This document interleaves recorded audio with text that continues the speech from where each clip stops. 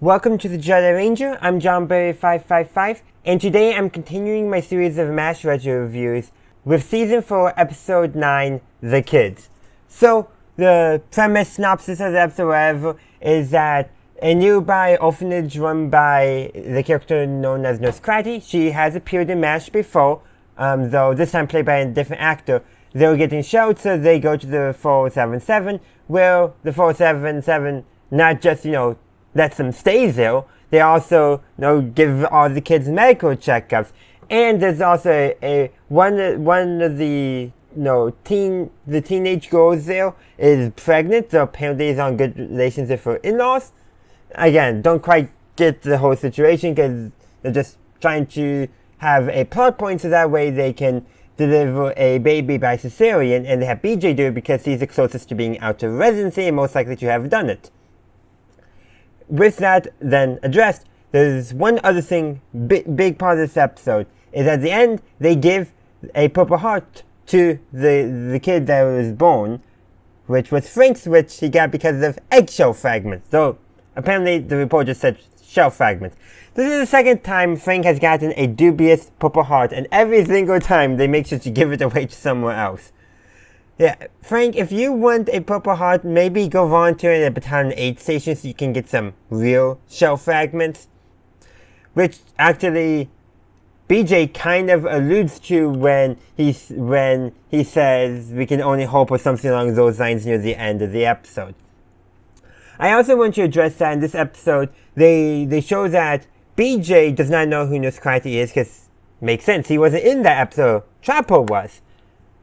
But apparently, Colonel Potter, even though he replaced Frank, knows who Nurse Cratty is.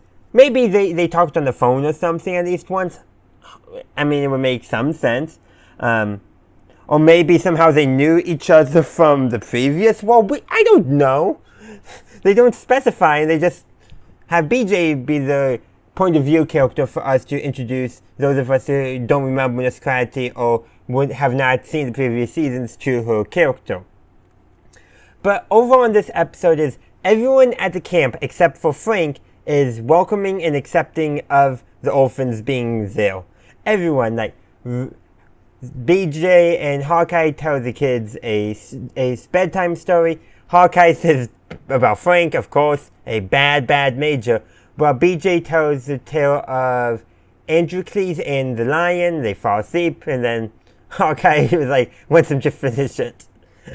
And then, of course, Colonel Potter's telling a story as well. But it's how to field strip an M1 Garand rifle. But he made it sound exciting. And after the kids fall asleep, because it is just a field manual after also actually borrowing, he goes on to continue reading it. And he says Garand, not Garand. No, he says Garand, not Garand.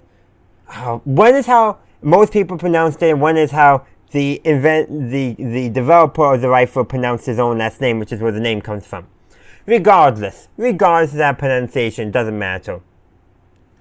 But in all, like I said, everyone is taking care of these kids and all that, but Frank, well, he's convinced that they're stealing from him. And to be fair, one of the boys did con him out of 50 cents, or beat him out of 50 cents, depending how you want to look at it.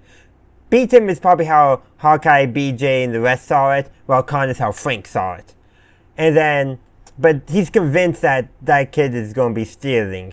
And Father Mulcahy needs to use his experience in boxing to get Frank to scrub up for surgery because they're getting wounded coming in. Frank, you're so distracted. Frank also calls them foreigners. And Hawkeye rightfully points out that they are the foreigners, i.e. Hawkeye, BJ, all our main cast, because they're Americans in a country that's not America, making them foreigners by definition.